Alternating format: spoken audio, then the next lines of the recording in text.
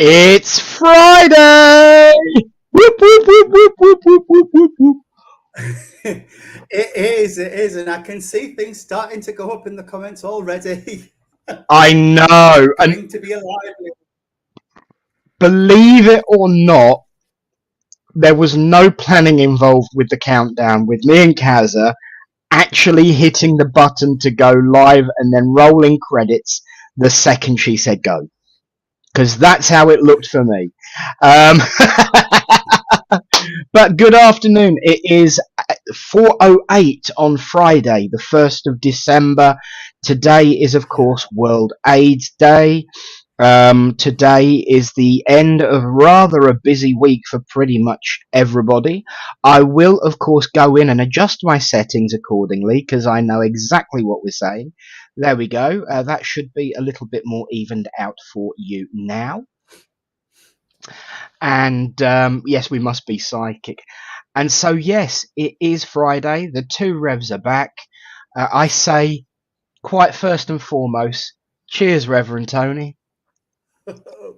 I want one. I haven't got one of those. It can be arranged. It can be Yes, arranged. They are going to be on general sale in the coming week.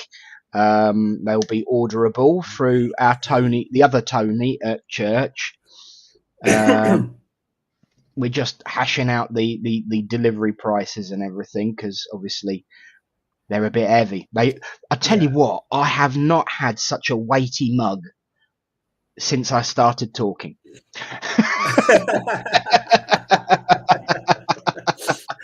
Oh dear. But yes, these will be available to purchase. Forgive the cheesy promo there. You know, today's show is sponsored by the Two Revs mug. I love it. I love it. So, what have you been up to, young man? As you say, it's World AIDS Day. Hence, we've had a really manic week, and we have been to Rotherham College doing an HIV awareness thing for World AIDS Day. The local sexual health clinic had a World AIDS Day event today, hence why I'm late, because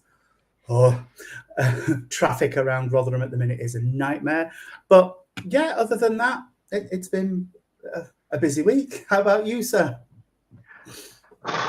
It's been a wild adventure since last we spoke, Tony. It really, really has. A personal journey, strange experience, a lot of history in the past coming together in moments. It's been a busy, busy week for me, full stop anyway, but without all that on top as well. Obviously, last Saturday, I hosted for SPTV the paranormal event. Yes, I saw some of that. Which reminded me of a lot of things personally about what caused me to get into spiritualism in the first place. It's been 31 years on Halloween Eve since the showing of a program called Ghost Watch with Michael Parkinson, Sarah Green.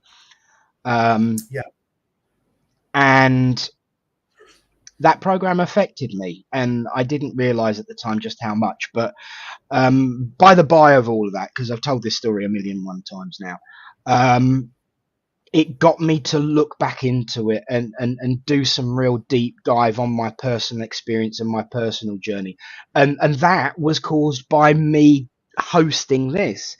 And since then, I've opened up a lot more to certain parts of this way of life and those involved in those particular ways, and I'll just say stay tuned for details on that one. There's been a couple of ordinations, so of course on behalf of the Alliance, welcome to Reverend Adi and Reverend Darrell to the ministry. Funeral for a friend in the morning yesterday, and just so much going on. Some wonderful people, some wonderful circles. We had the Angels and Demons debate. I've got the workshop on symbology on Sunday.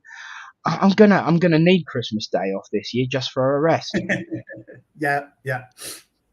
Speaking So of, speaking of your newest reverend, you've just put a comment in. here he is. Good afternoon, Tony. Nick. Good afternoon, Reverend Sadler. Um, it was a wonderful. Oh, you've been there, Tony. You know what it's like to be a part of those. Yeah, yeah, And it was just absolutely amazing. And still, I've got to say, Tony, the duck has not been broken. Part of the ordination service is the laying on of hands, and you ask people afterwards, did you feel anything? Did you experience anything? And the answer is always, I have never heard anything other than, I felt something, but I can't really put it into words. We all say it. We've all said yeah. it. Tony said it. I said it. Everyone says it. You can't really put what that feeling is into words when that hand goes on. No, And it is just amazing experience. And they both said the same thing separately because I made sure they were apart when I asked the question. But I also made sure I had a witness. Eunice stood there and laughed her head off when she heard it for the third time because I'd already tipped her off that was what was going to get said. yes. But it was wonderful. So congratulations to obviously Reverend Sadler and Reverend Golby, or as I called him last night, intentionally, although I was saying it because I was worried I'd say it accidentally, Reverend Gobby. Um, I said I was so scared that I called you Reverend Gobby throughout the service. But no, bless him. It was wonderful for both of them. They've worked so hard to achieve this, and there are more ministers being trained in the pipeline. So we's a growing, we's a growing.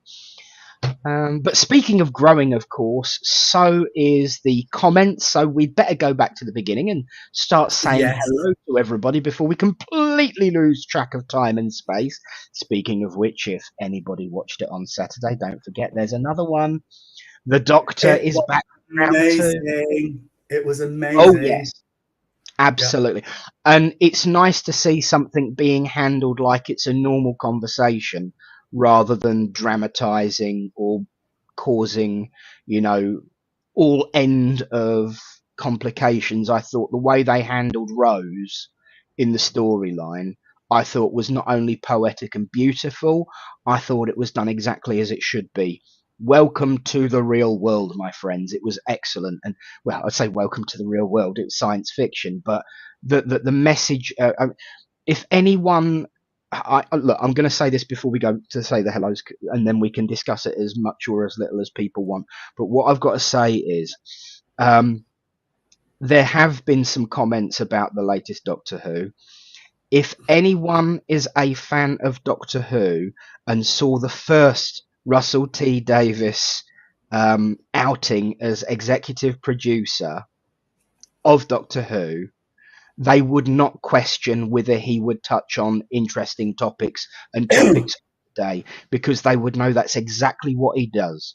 That's exactly what he did, and that's exactly how he works, and he does it in a beautiful and subtle way. And if nobody believes me, just go back to the first outing of Captain Jack Harkness and find out how the Doctor dances. So there we are. yes, yes. It was amazing. But yes, back to the start. It'll take me Yes, a second to scroll all the way back up. We have Kaza in the house.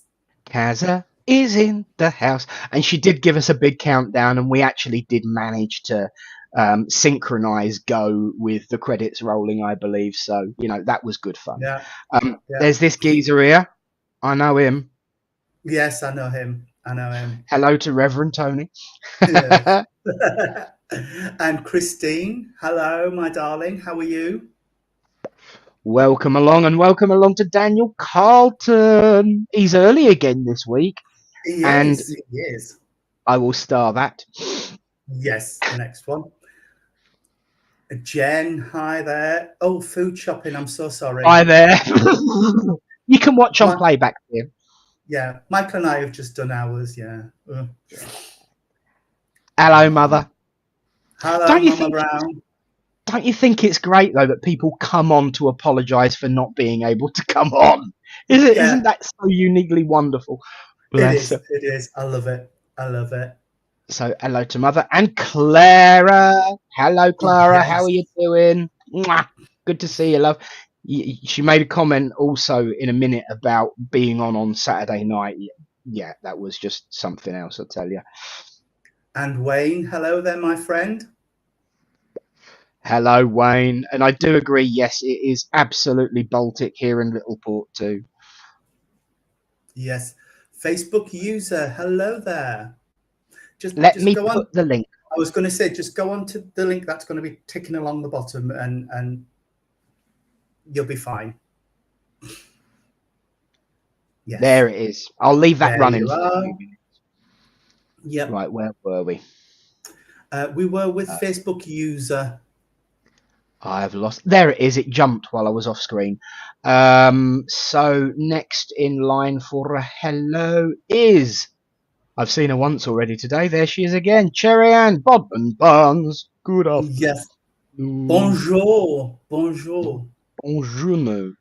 Here she is. Yes, Lisa. Hello there, my darling. Good to see you. And Neil Payne. Welcome along. Hello, hello, hello. Yes. Yes. And Ashley. Hi, Rev. um, that's a let me. Sorry, people. I just need to Shall we spin. bookmark that one as well? I think. Yes. Yes. Um, and then it will be. I think everybody after that we've said hello to. Let's have a nosy. To be honest. We have already got. Oh no, there is someone else. Someone sleep. Oh, It's because she keeps jumping. Look, she keeps jumping. Hello, oh, yes. Joanne. Hello, Good my to dear. see you. Oh, and it's me, Shelley. Okay. It asks you to redo it every month. That's why it does. It Yeah. does. I love that. Neil Payne. Hello. Yes. Yes. So hello to Shelley, and of course Hello to Eunice. Eunice. So hello to everyone, and hello to everyone who is watching who hasn't commented. I'm sure that it's a possibility that some people like to watch and not comment. You're welcome to do that, but you have more fun if you join in the conversation. So join on in, have a giggle, have a laugh, be serious when need to, be daft when don't. And again, I say, shameless plugging. Cheers. Cheers. Um, so I do actually want to just touch on what Ashley has said because absolutely I agree with her. So Ashley has said, "Good evening, Revs, and everyone watching. I loved Ghostwatch. I hated the showmanship and the hysteria, though. Also, it's World AIDS Day today. I remember how much hearing those campaigns raised awareness when I was at school. I can't believe this was in 1991 and I still have my red ribbon badge. Well, first of all, well done you. I want to briefly touch on the Ghostwatch because I think it's more important to talk about World AIDS Day. Um, there was a lot of hysteria. There was a lot of upset. I think we need to remember that of the time there was no social media. They'd certainly never be able to pull something off like that again. For anyone who doesn't know what I'm talking about, it was a mockumentary, and it was kind of like pretty much the first of its kind. The only similar thing that had happened previously was the War of the Worlds on the radio broadcast when it convinced people that the world was being taken over by aliens. Um, so it Yes. was unique and special, and there was a lot of hysteria about it. What I do know is that as a young person who was watching it after the watershed when I shouldn't have been watching it. Um, it did affect me and it did impact me. And looking back, I lost 6 months of school because I had a breakdown. Because it was reflecting things I was experiencing, and it scared the bajinkies out of me. Do I feel dislike and disdain for the people that made it? No, I absolutely love them, because if that hadn't have happened, I wouldn't be where I am now, and I wouldn't be doing what I'm doing now. So as much as at the time it was difficult, I have a lot to be thankful for that program. It's made me who I am today. It pushed me to learn and grow as an individual, and so therefore I'm with you 100%. And I did scare Mum, bless her. It was not an easy time for her, and it wasn't very nice, but there we are. That's the thing. But of course, around about the same time, because that was in 1992, around about the same time in this country, the AIDS pandemic began. 1981 to 84, and the Yeah. Tombstone advert was 96. Yes. So the UK government waited 6 years from the first incident of HIV/AIDS in the UK to do anything about it. Yes. Daniel, Yes. you've now made me feel so old.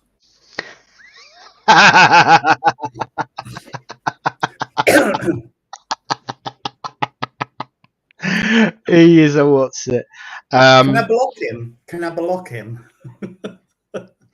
There we go. Neil replies with Rock Hudson, and I will slap you myself, Daniel.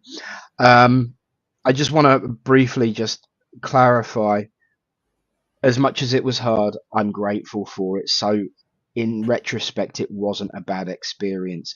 And I think we should apply that lesson of, in retrospect, it wasn't a bad experience to many things in our lives. And then you're forgiven, darling. Many, many, many forgivings. That ad, as much as it was the government's attempt to do something, did not help. No. It was very dark, and you know what? Having rewatched the '92 show Ghost Hunt, there was a theme: black and white, dark lighting, doom and gloom, silhouettes and shadows, and it still created an air of fear. Now, while some people may say that fear is useful for encouraging people to be safe, it's also the number one tool that people go to create discord and disharmony. And yeah, absolutely, you're right. You're absolutely right there, Ashley. Blair Witch Project vibes, absolutely. And interestingly enough, the irony is Blair Witch was inspired by Ghostwatch, and yet that advert did have Blair Witch Project vibes. And so I'm with you. 35 million people have passed with AIDS and HIV related illness. Just think about that for a second. And yet, we obviously the Rainbow Project has been doing a lot for World AIDS Week this week, and yes, I was just coming to that, Daniel. They classed the COVID pandemic as the first global pandemic in living memory. No, it wasn't. It's the first one that affected the global population, because in the first decade, HIV/AIDS was seen as a gay problem. So It didn't matter. It was fine. It wasn't affecting the 2.4 heteronormative population. So that was all right.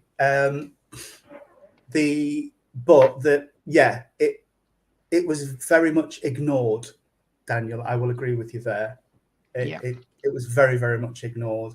And like I said at the beginning, it took them 6 years from the first reported instance of an infection in the UK, in America, sorry, to actually start raising awareness. So yeah, is that the Two Revs fact checker speaking in the background there? it is. Yes, Yes. Well done, Michael. Well done. Yeah, I mean, I was obviously, I've already spoken about my experiences in the 90s. I started in secondary school in 1990. I was in secondary school 90 to 95, and I remember being made to feel like a second class citizen because of who I was. And then obviously, with the whole AIDS pandemic growing and the attitude towards it, that would become the butt of jokes, oh, keep away from him, look what he might have. And it was horrendous because at the time, Section 28 meant that nobody was allowed to be educated on the truth. No, and if you look and at people the forget timing, to pick up on a point Ashley's just put up, it's our job, Ashley, but yeah, we love doing it. But it started with HIV/AIDS, and then just after we get Section 28, where it's like, oh, we can't encourage people to be gay, but therefore we can't educate them to keep themselves safe and to not pass it on. Yes.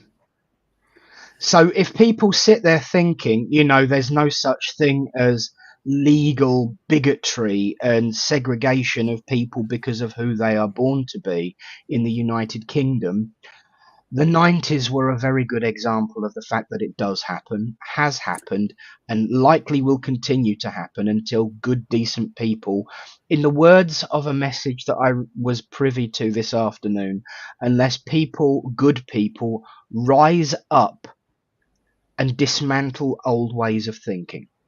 Yes, well said, well said. I couldn't agree with you more. And I can see all of the comments going up. It is bad enough that people have HIV.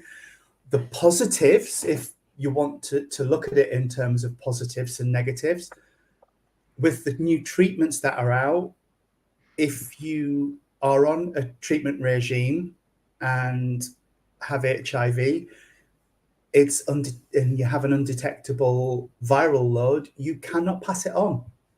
Yes. It's as if you haven't got it. It's tremendous.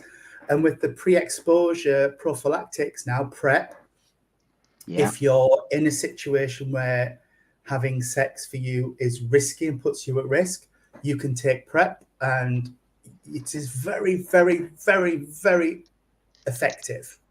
Yes. And if you find out how far it's come. Yeah, and if you have had sex with a partner who is at risk of HIV, you can also get pre-exposure prophylaxis. So you can take it, it's equivalent to, and we've discussed this today, the morning after pill for HIV. Yeah. So you take it and it just eradicates the virus from your system.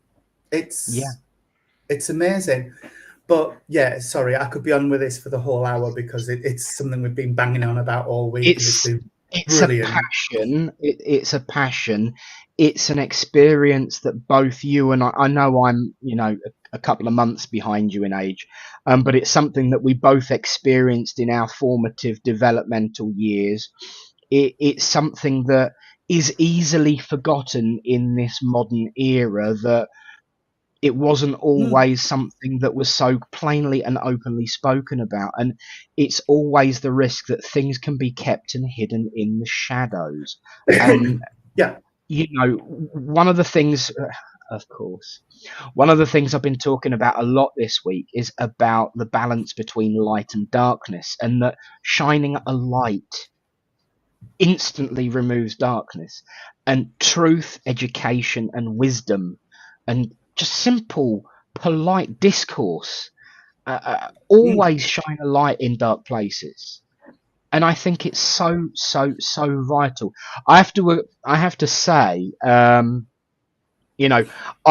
with Reverend Ashley, because she's absolutely right. The 90s were very discordant, very distracting, very weird.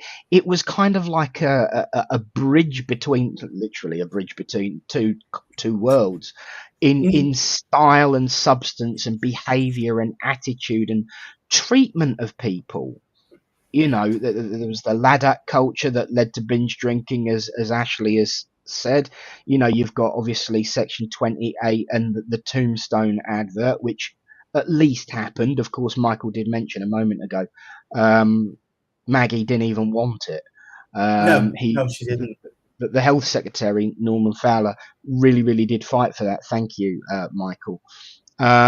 You know, so shining a light on lack of knowledge, lack of understanding, because it isn't always bigotry. I think it would be dangerous and wrong and unfair to say that negative attitudes are always a root of bigotry. It's a lack of knowledge.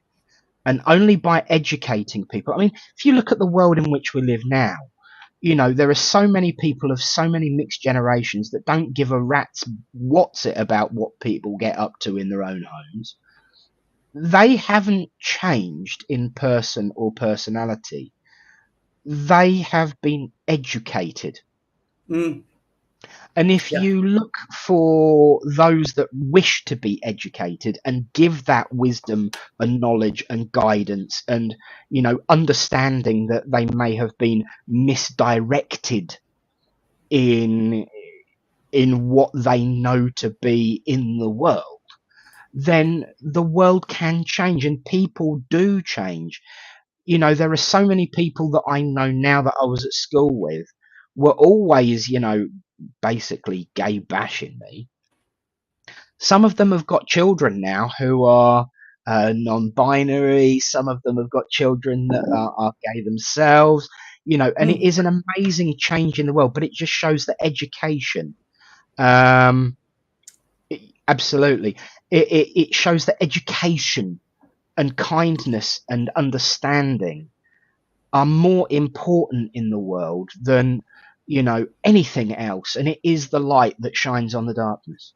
it is. It is. And if I can just pick up on a point and quote one of Michael's favourite comments that you've just been talking about education. Sometimes you can't educate paint, though, Nick.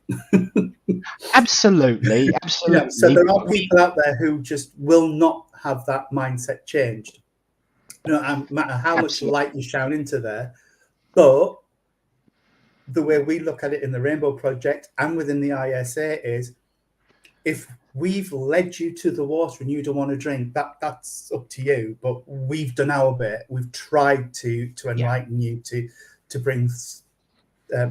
Thank you for putting all those facts in, Michael. That's yes, brilliant. It's stuff we've it's been banging on about, like I said, all yeah. week. It's the To say uh, it rolls off the fingers just like he's done it before once or twice. yeah, yeah.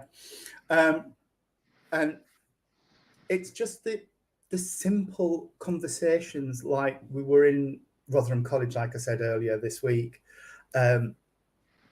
and we were talking about testing, and once you know your status, you know you've got a clean a starting point for keeping yourself safe. And one young gentleman asked us, "Well, yeah, I might go and get tested, but don't they stick a needle into you? What's it?" And no, no, Yeah. they don't. And it's comments like that why I truly believe that there are more um, unpainted souls than painted, shall we Yeah, word it that yeah, way. yeah, I think it's and you're absolutely right with what you said about leading people to water. There are a lot of thirsty people out there who don't know where the water is. The mm, only way to discern who doesn't want to drink and who does want to drink is just take everybody to the water's edge, yeah, and yeah, let them define who is thirsty and who is not. yeah. Exactly, Um, exactly. Lots of lovely comments going up. yes, Thank you, everybody, for joining the conversation. Yeah, Michael's just pointed out that Rotherham College was a great group, a tough audience, but enjoyed doing that talk. They were it was a group of mostly neurodivergent people, Yes. young people, and Michael put a slide up with the different milestones of the HIV/AIDS pandemic, and at this time I was like 9-year-old, 12-year-old, da da da, and one young person said, "So what year were you born in, sir?" And Michael said 1968, and she goes, "Oh my God, you're a fossil."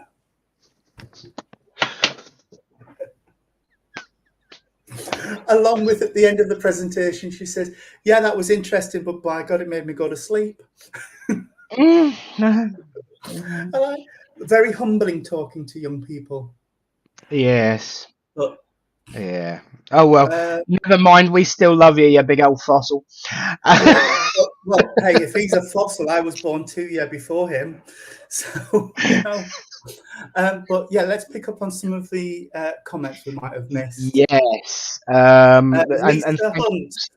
Lisa Hunt, sorry, missed a bit. My daughter rang me. Absolutely fine, my dear. You're here now, and that's all that's important. In fact, she then follows up with, "I tell my kids that love knows no boundaries, and if same-sex people are in love, that's their right. As long as they are happy and in love, that's all that counts." Amen, sister. Yep. Bravo. I'm sure that's in relation to Michael being a fossil. Yes. I think that could be right. Yes. All is, I'm a fossil. Yeah, me too, Lisa. Me too. We're the same age. Bless you, Christine. Kaza is my favourite saying now. Apparently, Glenda's son calls her a fossil too. You know, it's all in the eyes of the beholder. I mean, I'm a 78 child, so you know, I feel like a fossil sometimes. I do, but I have to say, in my head, I'm 1920. Absolutely. Yes, Tim. Good afternoon, young man. Tim Abbott, DSNU, my good friend Tim. I Hope you're was so right. jealous. I was very fortunate as a young teenager to meet Quentin Crisp, who I'm sure you're all aware is one of the Grey Rights campaigners in the 1970s. I stood and spoke to him for about 5 minutes, and what I took from that 5 minutes was never be ashamed of who or what you are. Amen, brother. Preach that. That's the thing. And I saw a comment by Michael about what we teach is, where is it somewhere? What we promote is simple. Take responsibility for your own health, sexual health, which then protects others. And what we also teach is, as long as you are happy, healthy, and safe, don't care. Yeah. Be what you want to be, do what you want to do within reason, as long as it's legal and consensual. Absolutely. I do want to take a young man to task on here, though. Go on. I need to run Neil Payne through the fact checker. Neil Payne says, house parties. I remember acid parties. Young man, by definition, if you can remember an acid party, it wasn't really one. Yeah, you didn't really go to one if that's what it is. If you can remember it, it wasn't one. I'm kidding with you, my friend, and you know that. Yeah. But yes, absolutely. You're absolutely right. Acid house parties and all of the laser light shows going on. My dad actually reported an acid house party that he could see out across the fens from our house one day. They turned around and told him he was a plonker. It was the Northern Lights. That's brilliant. But Tim, I would love to have met Quentin Crisp. Would love to have met him. He was just such an inspiration. I mean, I remember watching The Naked Civil Servant and just being in awe. Absolutely. Ashley, that is so true. I did read something once about somebody had explained to their young child that Uncle Tom lived with Uncle Harry because they were in love with each other. They weren't just housemates. And they said, "Oh, okay, so any jam to go on my toast?" You know? Yeah, exactly. I've got to share, Lisa's. The Fossil Club now in session. Whoop, whoop. That's Because us. Mum's wondering what that makes her being born in the 40s. And Cherry 51. But I'm with you there. Bravo, Tim. Bravo. Yeah, yeah, Um, yeah. you know, there are old-fashioned sayings and there are old sayings. And one of my favourites that is always proven to be true is "out of the mouths of babes." Yeah, Um, absolutely. Now I want to, because obviously we want to get through some stuff. I want to come back to the comment by Daniel um, Yes. that you wanted me to. I really think that's an important Yeah, one. So I wanted to pick that up because the thing is, with the antivirals and things that are out there now, if people took responsibility and used condoms when they had sex, unless they're absolutely certain of their HIV status and their partner's HIV status, it would vanish. It would, because if you're undetectable, then you can't pass it on. So if you've already got it and you're undetectable and on treatment, you can't pass it on. So, but I do believe that they sat on the retrovirals for such a long time because they knew they could make cash out of it. yeah, Because the UK government didn't want to give them out at all. So I do believe it was sat on. But yeah, like I said, if people took responsibility for their own and other people's sexual health, it would vanish. And what annoys us is the UK government keeps pushing back the date by which we want to make the UK HIV free. So, and I think around 10 years, Daniel, was about the time limit that they said, because there was a target for each county has its own target, but I think it was about 2030 that they said we would try and eradicate HIV/AIDS. yeah, But yeah, they did because if they got it, a lot of people wouldn't believe that it was through contaminated blood. That's recently been sorted. I think there was a compensation agreement reached yes, with there was. people who've been affected through treatment. And this was the other thing. And you see, you've got my soapbox out now, Nick. Don't worry, I'm about to join you on it because I know exactly where you're going from here. Every batch of blood that is taken now is tested. Every batch of blood. Yet, if Nick, Michael, and myself wanted to donate blood, we would not have to have any sex for 3 months prior to donation, protected or otherwise. And it's only recently that came into power, because before that we weren't allowed full stop. No. But when you think about it, Nick, you can give blood every 3 months. When would you get a chance to scratch that itch, babe? Exactly. And that is the thing, you know. But my dad was very, very proud of giving blood. I wanted to follow in his footsteps. And was. And once I moved in with Michael, because I wouldn't lie on the form and say that I didn't sleep with men, I couldn't give blood anymore. I gave 15 units. And now I can't. yeah, And it is wrong. It is wrong. It's absolutely wrong. But yes, haemophiliacs, a lot of people with haemophilia or who needed blood products caught HIV/AIDS through blood transfusions and blood donations. Yeah. It was and it goes back to that old saying, a very old spiritual saying, actually, quoting Arthur Findlay, "It truly is the curse of ignorance." Yes. Yes, that's It is something that Michael and Tim have been discussing. I've seen in yes, I've the comment. seen. Yeah, Yeah. I have to admit, what? Yeah,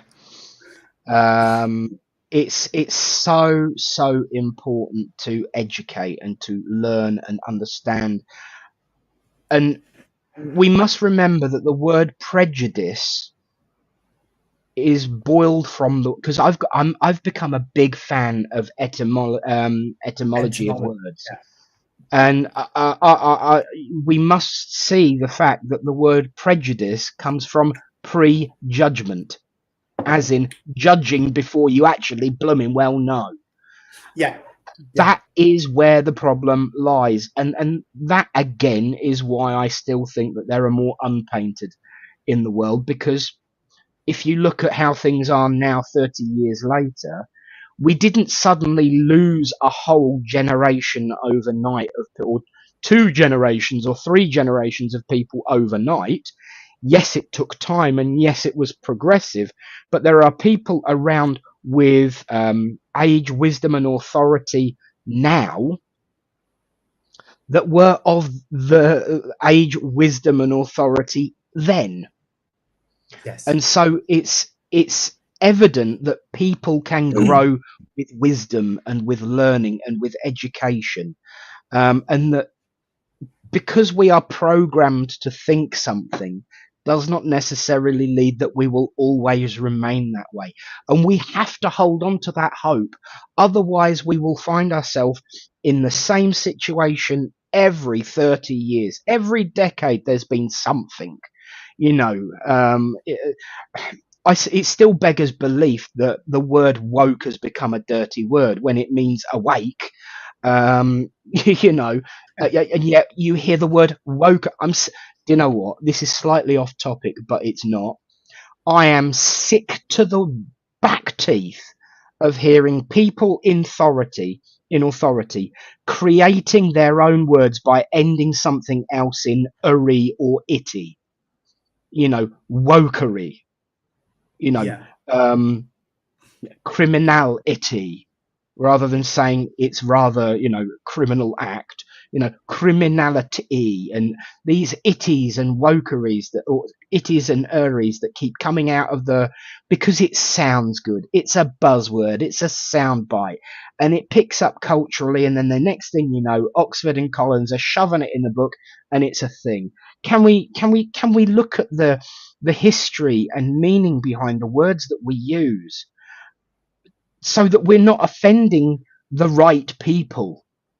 You know, Yes. to Yeah. turn around and say that being woke is a bad thing is an insult. And it's an insult to a great number of African Americans who fought for freedom to be, recognized in law. Hello. Yeah. Um, you know, even at that time in the Constitution of America, someone of color was considered less than 3/5 of a human being. Yeah. Yeah. This is the kind of situation scenario we are talking about here. And I think making fancy words up out of words that you've heard somewhere to make yourself sound good is uneducated and ignorant. Yeah. Being woke means being awake. Being awake means it literally meant awake to racism, and that meant somebody who knew what was going on in the world and was doing something about it. We need to Yeah. start educating people, and that sometimes means educating people that we wouldn't necessarily spend any time talking to, that Yes. we would feel even potentially uncertain of our status with them because they consider us to be less than 3/5 of a human being. But Yeah. we still have to educate that. I'm reminded of when I worked in the petrol stations a long, long time ago now, and I'm not going to name him because he's a good mate. He made we first met through a mutual friend, And he was always a little bit unsure of me and uncertain with me and uncomfortable with me. And I knew why. And I just eased in gently and was like, I kept quiet and I didn't say too much. And then I built up to being myself in front of him more and more and more. And one day, after about a month of me being completely wild, wacky self, he said, "Do you know what? I used to not like gay people."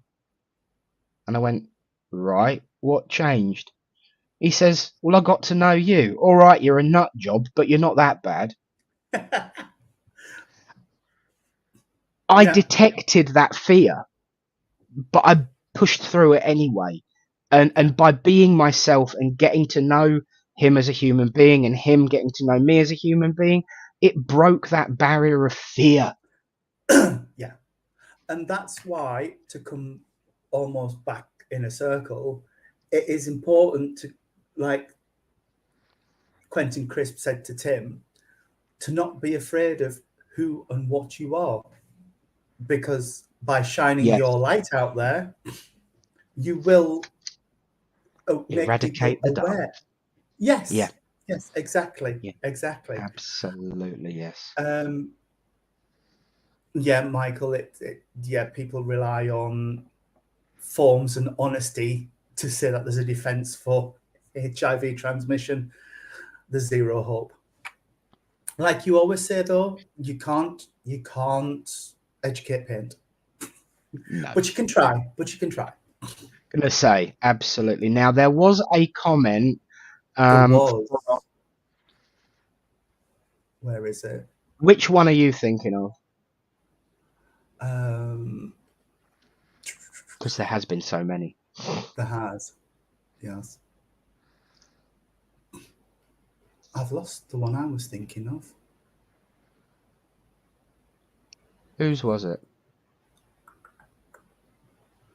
Or did you not notice? I didn't notice. I just spotted it. But while you're looking, just to pick up on another thing you talked about and to link two things together, at the beginning we were talking about the new Doctor Who and the representation and the way that these stories were handled.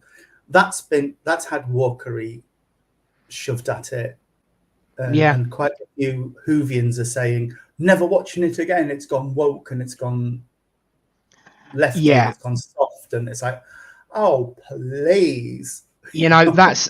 That's kind of what I was directing at when I mentioned they obviously never watched the Russell T Davies era. I may be incorrect, and obviously there was a thing going on with Rose right from the get go between the ninth and the 10th Doctors. Obviously,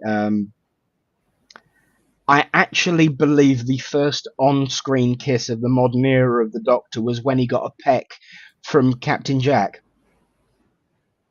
Because I Yes, it actually was. don't It think was. I don't believe that the Doctor and Rose had any interactions until she took in the TARDIS energy at the end of the first series, and Jack came halfway through the first. So the first on-screen peck on the cheek, well, it wasn't even on the cheek, It was the came lips. Yes. from Jack to Christopher Eccleston. Yeah. And there was a lot of naughtiness going on between Tennant and Jack when he came back to reveal Mr. Saxon, the Master. So, Yes. anyone who says that Doctor Who wasn't woke when Russell T Davies took it over has obviously never watched anything made by Russell T Davies. Because I am sure that as a learned man of words and wisdom, he would be quite happy to be described as somebody who's woke, and proud, and that's part of who and what he is. I've just popped a comment in the start at the bottom there, if that's the one I was thinking of. Okay. Yes. Yes. That's the one I saw. Really, we Yeah. are so in tune. Yeah. So Um, perhaps we should Eunice. Perhaps we should hold our own paranormal night. Tony, what are your thoughts on paranormal nights? I I had an interesting conversation at a church once, because before I became really into platforms and doing platforms, I used to go out with a group who did paranormal events. We would go out and Facebook Live from wherever we were and pick up things. And this guy, I can't remember if he was the chair of a church or if he was on the committee or something, but he said, I've seen you doing them paranormal nights. Why do you want to do them? Because you know the truth. And I said, it's not for the bumps and bangs and is anybody there, knock once for yes type things. For me, it's telling the stories of the people who are stuck in various places. That's what I find really interesting. And that's why I do it. I love them for that reason. And if you can help a spirit by getting its story out there and raising awareness and things, then job done for me. But yeah, I think it's brilliant. In actual fact, the reason behind I completely agree with.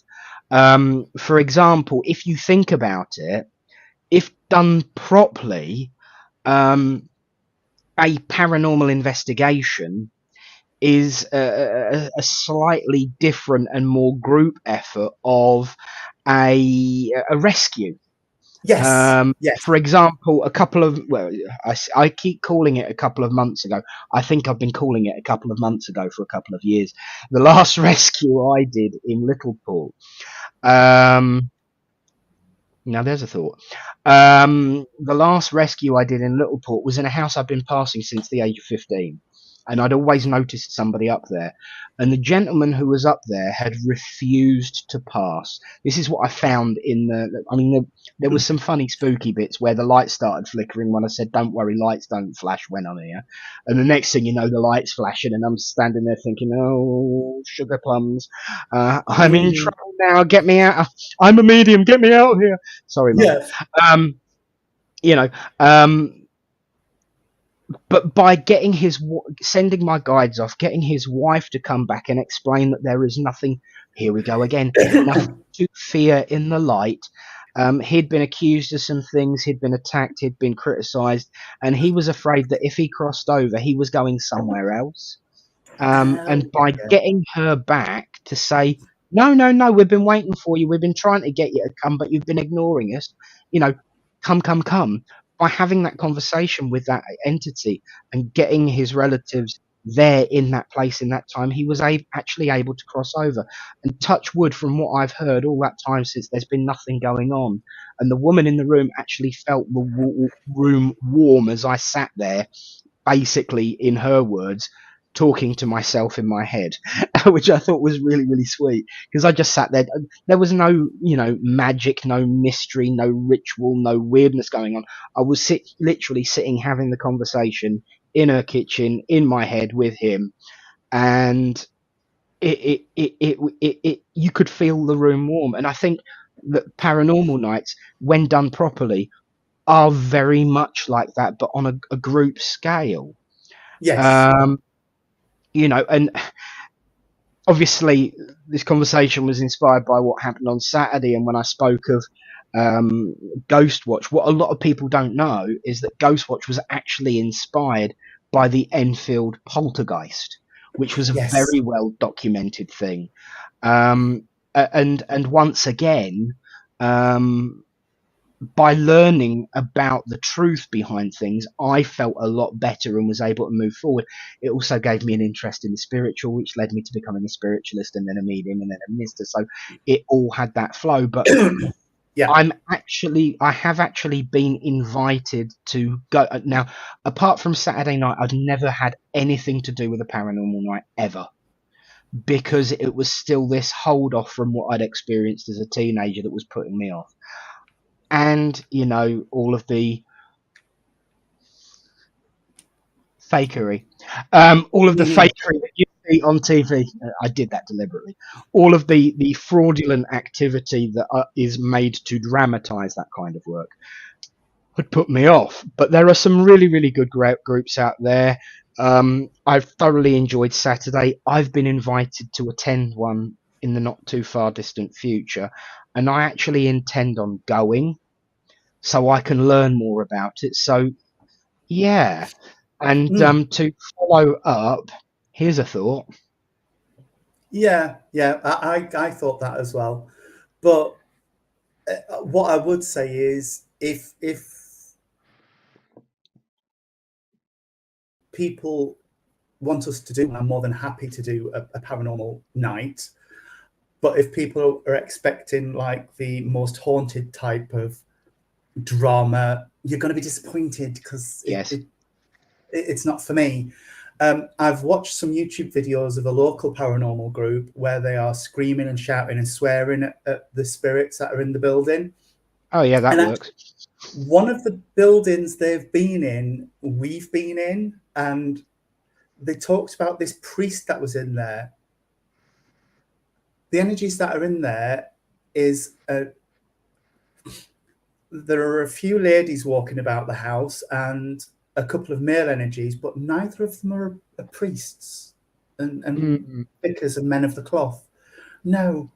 So where they drummed him up from, I have no idea. But anyway, Yeah, no, it's not a most haunted type thing. I'm absolutely. more than happy to be involved with anything which gets the story of the energies that are present out there and helps them in some way. If they want to cross, we'll help them do that. But if they don't, that's also fine. I ain't going to force anybody to do anything not to do. But I'm more than happy to do one. We could probably manage to have some rather swanky credits, and maybe a photo of us from a certain upward pointing angle looking down at the camera. That's as most haunted as it will get. A bit of fun, but it's important, as we've brought up most haunted. There are two very important things here. The reason all of these programs show the phrase "for entertainment purposes only," especially after the end of the Fraudulent Mediums Act, and I can hear Tim's cogs going right now. I can hear him cogging. The reason that exists post the Fraudulent Mediums Act is twofold. Firstly, it's now part of the broadcasting standards excuse me, requirements. So there is that, but also it's so that production companies can get away with faking things. And that those are two really, really important things. What I will say is that we should be, as spiritual people, sympathetic to those that get themselves in a situation where they feel that they are being pressured to do things. And until we're in that situation ourselves, we will never know how we would go down that route. What I do know is that when people realize that within themselves and do something about it, they deserve respect, not incredulity. And so I've said my piece on that one, and I think that was important to say, because yes, I have got a friend who's up in the world of spirit who has been through the ringer, and you know what? He proved his worth before the end, and that's all that he should be remembered for. Absolutely. In my view, and it's as Unit says there, paranormal night done as it should be, with respect. Exactly. You get far more out of an encounter if you talk to somebody, whether incarnate or not, and just ask them questions. And I mean, it beggars belief that you would treat anybody in that way. I mean, would you talk to a stranger like that if you were meeting them face to face here as two incarnate people? You wouldn't. So yeah, it will be done with respect. We'll get our heads together and we'll get something sorted. Absolutely. Now I'm going to be honest and upfront right now, and I will say it because I am a scared little fraidy cat sometimes. So if something accidentally falls over and makes a loud bang when it's not very well lit, I will scream like a girl. I don't care. I admit it. I fess up to it. There will be occasions, if I get fraidy, I will scream like a girl. Yeah. But that's life, you know. Village Hall would be a good one to do. No. Mm, No. Um, okay. least said on that. You know what? Actually, you've got. I can't believe I'm going to say this. Yes. Or even Wath Hall up here, Yeah. I mean, Big Georgian Manor House. either or. Obviously, I'd have to get permission off the village hall committee, but there have been things that have been seen and felt there that, yeah, that might not be a half bad idea. See, look how brave I'm getting these days. Yeah, interesting. But yeah, I would love to do that with you. I think it would be awesome. We get wherever we go, whoever's close by, come along and be a part of it. Eunice obviously knows some people who know some people who know some stuff. Have recommended an app that I can download that can turn my phone into an EVP and an EM monitor. Oh, Um, wow. Oh, Daniel, fantastic idea. Connesbrook, coin it's a Brooker. ruin. It's a ruin near us. Wow. And it is a castle. It'll be brilliant. But yeah, we'll get something sorted. Yeah, Oh, yeah, only if I haven't got there first, Lisa. Will confess. yeah, brilliant, brilliant. Yeah, yeah, yeah. Mum's talking about the village hall. Oh, Um, right. Right. yes. So yeah, I've got this app that uses the gyroscope and the sensors in your phone to read EMF, and it enhances the microphone, and it really does. You know what? I'm going to try and cover up the branding, right? Obviously, the EMF is electromagnetic field. See, I've Yes. been studying. I've been learning stuff. And I'm going to put the simple field on, right? I'm going to move the move my phone close to the screen and not move it from there because it will pick up on the electromagnetic field of equipment that's around. Um, so it's there resting at 54, 55. Yeah. If I introduce then another electronic, oh, hello. If I introduce then another electronic device, Yeah. it does actually pick up on the electrics. And, you know, Yeah. it's not picking up movement or motion because if I put the pen there, it doesn't. No. So it's only electronic devices and therefore electromagnetic fields that are emanating. You know, Yeah. makes you think you really don't want to sleep with that by your head. No. No. No. But yeah, so I've been doing my studying and doing my research, and I am going to go out with a group that does it. Yeah. Right, there is an irony there, because as Wayne obviously knows, because I met Wayne there. I've been to Barroway Drove Village Hall. Yes, I've picked up stuff inside and out. And what I didn't realise at the time, I I was thinking Barroway Drove sounds familiar to me. Why does it sound familiar to me? Because before he moved back up to Cleethorpes, Reverend Allen lived in Barroway Drove. Oh, wow. Um, so it was a bit, when I got there, I recognised it. But yeah, so there's loads of different places, um, and weird and wacky places. Like for instance, there's a road near Maney. Apparently, if you park on the top at the flat bit, your car starts and take your handbrake off, you start moving back, but it's an optical illusion. So we can investigate things like that and find out. This is what I love about Tony's view being similar to mine, and obviously everyone at home as well, is investigate. B. Arthur Conan Doyle, B. Sherlock Holmes.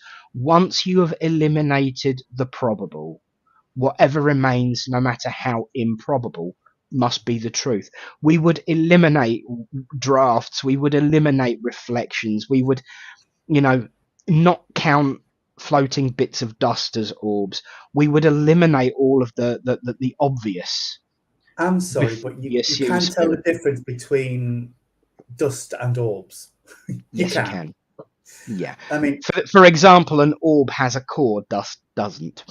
no. And dust doesn't tend to change direction and Mid things. flow. Yeah. Yeah.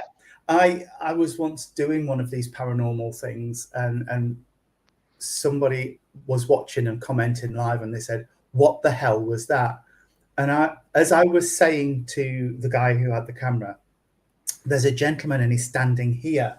As I put my hand out, this orb was hovering by my hand. And as I moved, it moved. And then it went up over the top of me and down the other side and then went off. Wow. Now, a piece of dust would not do that. No, and that's important. And then there's the flip side. People come to me quite often. I remember about 10 years ago, somebody sent me about 5 or 6 videos of their living room and were really, really excited and obsessed. Look at this, look at this, look at this, look at this. And I went, what am I looking at? All that movement, all that movement. Look at it, look at it, look at it. I said, yeah, you know what you need to do to get rid of that? Oh, do I need sage? Do I need an exorcism? I said, no, you need a duster. Yeah. Yeah. And they were really, really disappointed. But I'd rather disappoint someone than blow smoke up. And because if we over dramatize the things that aren't, it undermines the things that are. Yes, yes, absolutely. And if we go and investigate somewhere and I sense nothing, I will quite happily say, Say so. no, Yeah. nothing here. Nothing, absolutely Yeah. nothing here. Lisa Hunt, if we do Littleport, I would recommend the Travel Lodge. It's Yes. wonderful. Quite inexpensive and clean, tidy, comfortable. Food quite close by. Yes, Everything very you nice need. breakfasts. Just bear with me 1 second. If I can just disappear for 1 second, I'll leave you chatting with the team. Okay. Daniel, no, I don't think he did send me the video of Jane getting up from the settee and an orb following her, but I would love to see it. I really would. That would be so good. But yes, we're up for it. So if we can get something sorted out, we will let you know. And I just wanted to pick up, because we did miss a couple of comments. Daniel asked right at the beginning of the chat about reincarnation. It's something that divides spiritualists. But the way I look at reincarnation is we all have experiences, we all learn while we're here, and we continue to learn when we transition over. And my view of it is, if you feel you have to have another physical experience to learn everything you need to learn, then I do believe you get that opportunity and you can come back. But I know not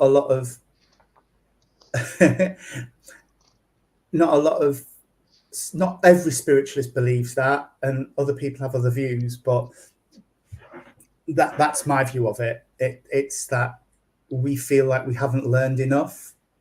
I don't think you just get a chance to do over. I think if there's something you really need to experience or really want to experience, or the Great Spirit needs to experience something in a different way, then you'll get another chance at it. Just very briefly, I do apologise, Yvette. Hello, darling.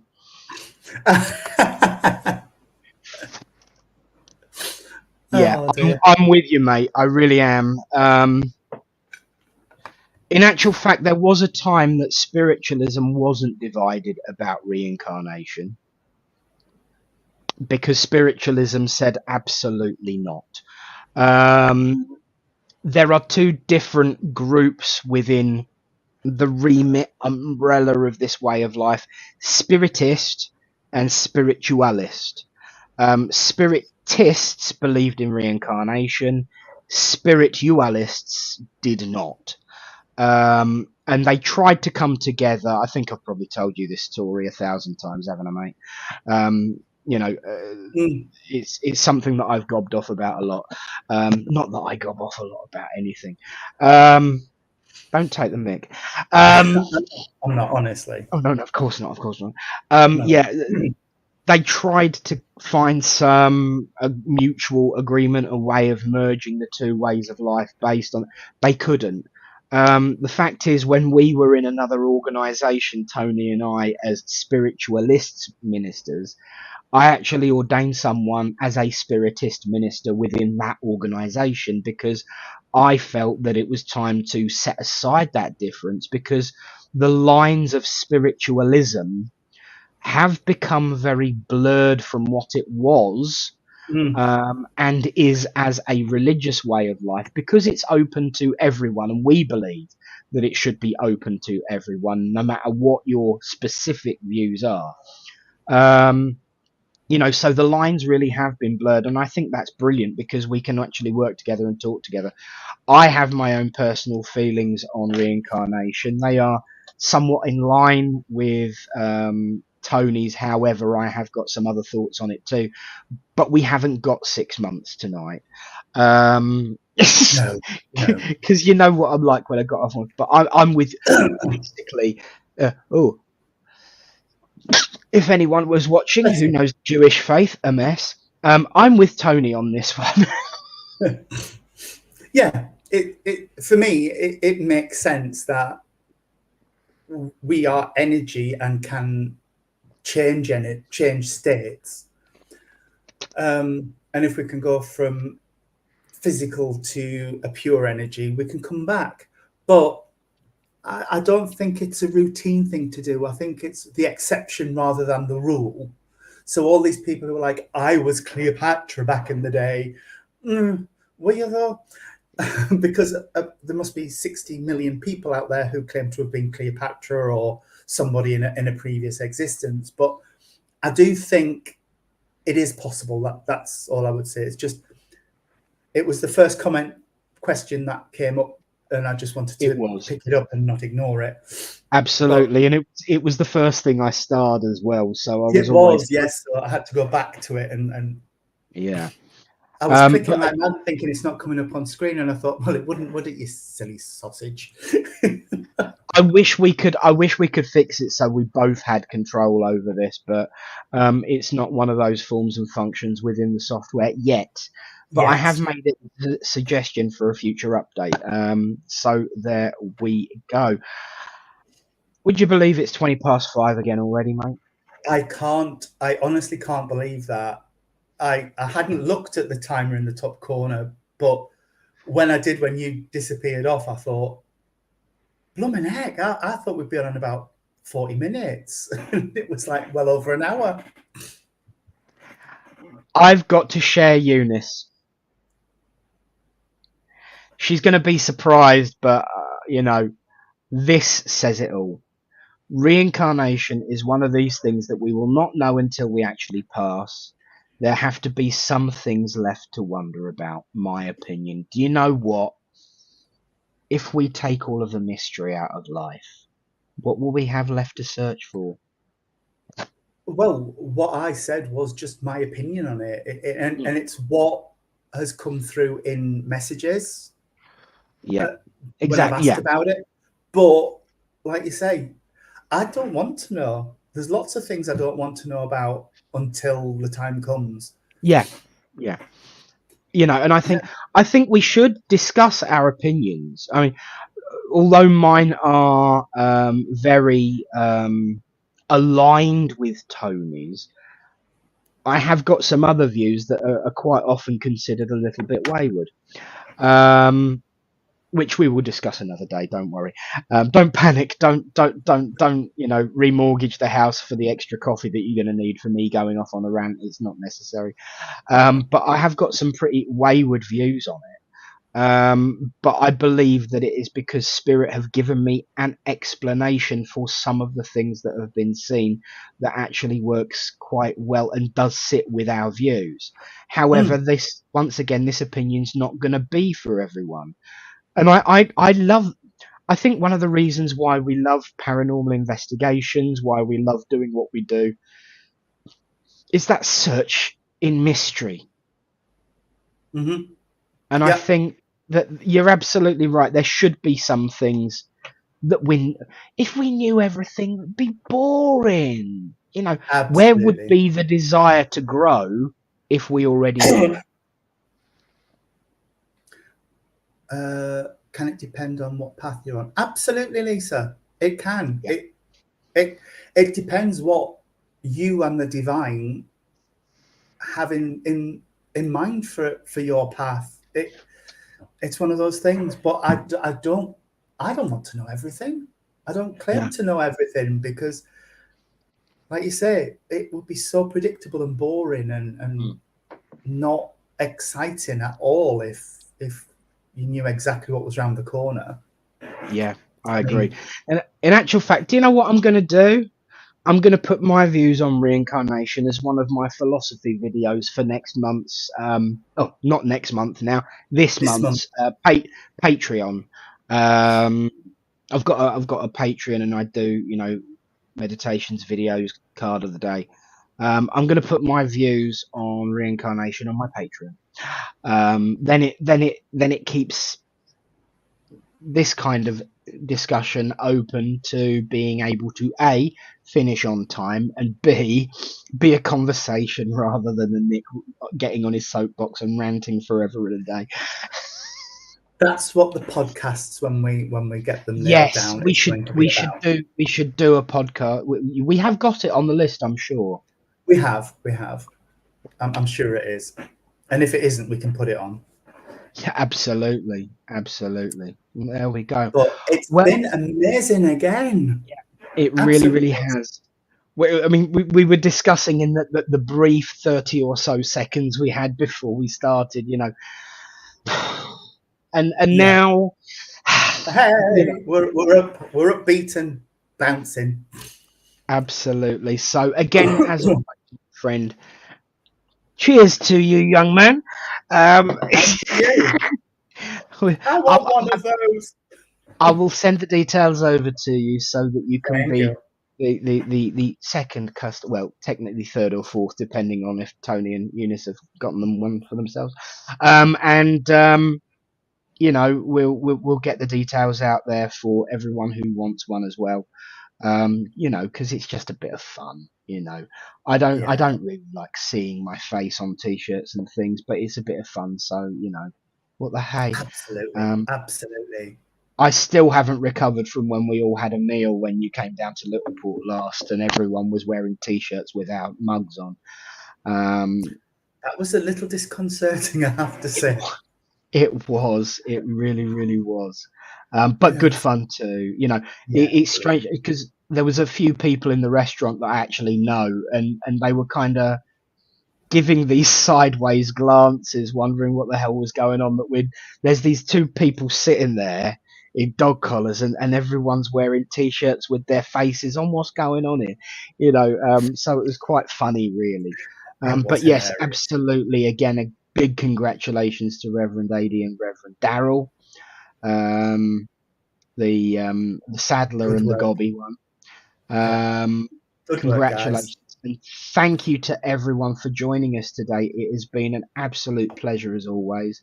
I think we've covered quite a wide range of topics. Again, we've certainly covered Oh, yeah. a few decades. Oh, yeah. Um, for, Absolutely. as a, what can we, if we were to give a witty title to today's show, I'd say it was probably fossils to fiction. Um, Yeah. Yeah. Fossils to fiction. Absolutely. Absolutely. So thank you all. God bless you all. Tony, again, my friend, thank you so much for your time. And so from this No fossil, it's problem. good night. And good night from him. God bless everyone. We'll see you all God bless, next week. May guys. the peace of the spirit go with you all. And here's the credits.